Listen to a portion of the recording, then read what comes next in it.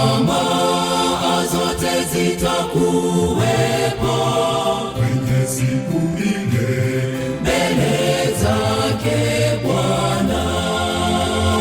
Kila taifa, lugha, kabila zitakusanyika kitini pa enzi ya Mwokozi, Bwana wa mabwana Yesu, na atatawala.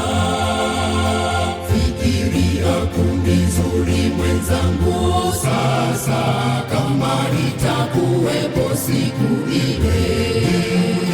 Mlango wa rehema unakaribia kufungwa, andaa watu kumwona Mwokozi Yesu.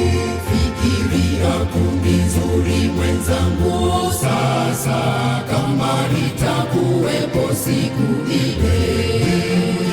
Mlango wa rehema unakaribia kufungwa, andaa watu kumwona Mwokozi Yesu.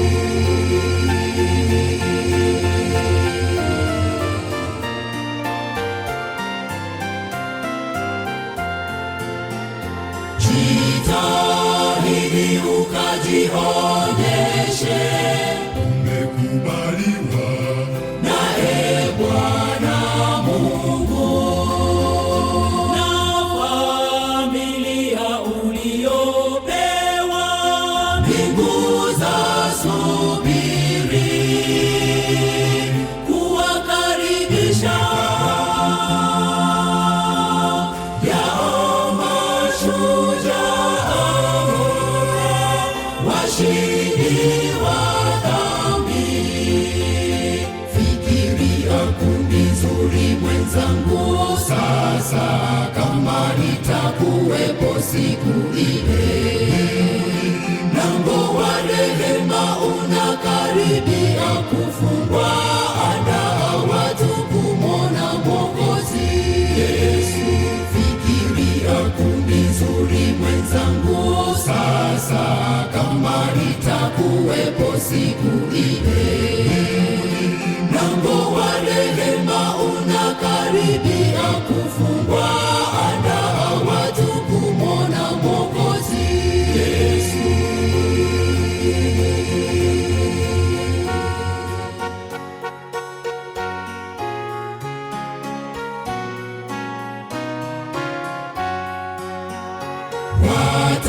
Watakatifu watafurahi kuwa naye Yesu miaka 1000 kule mbinguni, wakijifunza hukumu ya mwisho.